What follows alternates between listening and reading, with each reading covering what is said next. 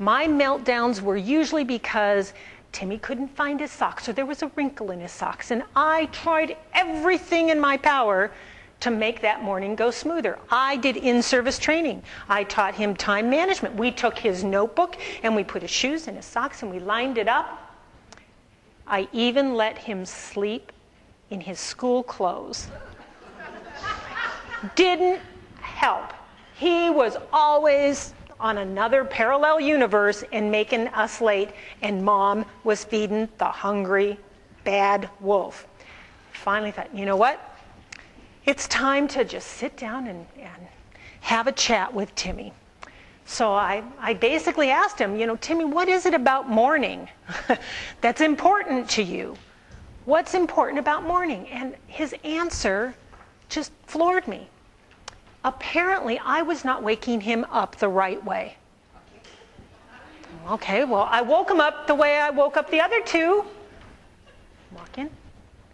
Good morning. Time to get up. Harsh. Way too harsh for Timmy. Mom, I have to get used to the idea that it's morning. Idea? Morning is not an idea. Morning.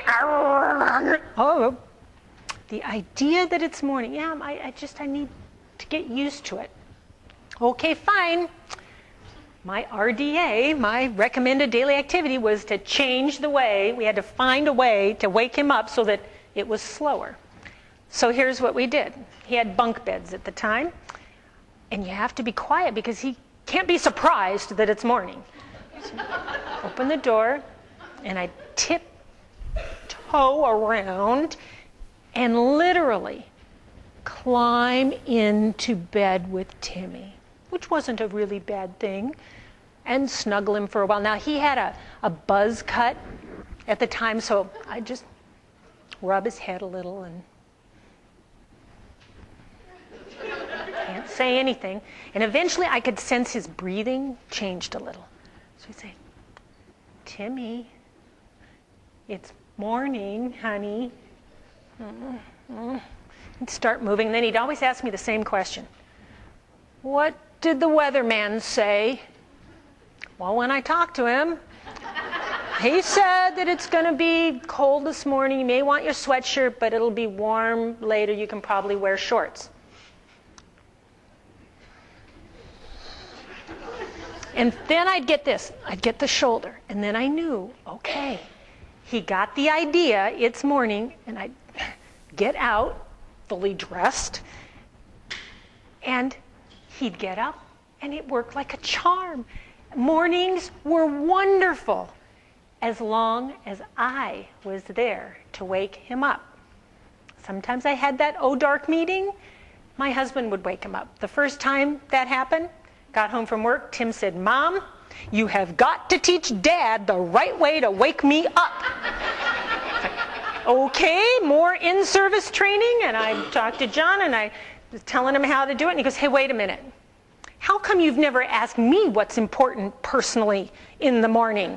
I said, don't go there. Just stick with the handout, buddy. This is how it's done. So life was great.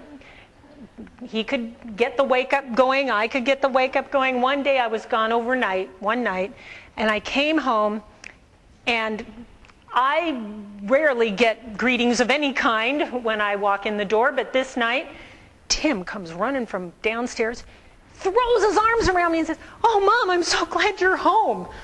I went, Tim, wow, thanks. I was only gone one night. I know, but you're going to be here in the morning, right? Oh, honey, did Dad not wake you up the right way?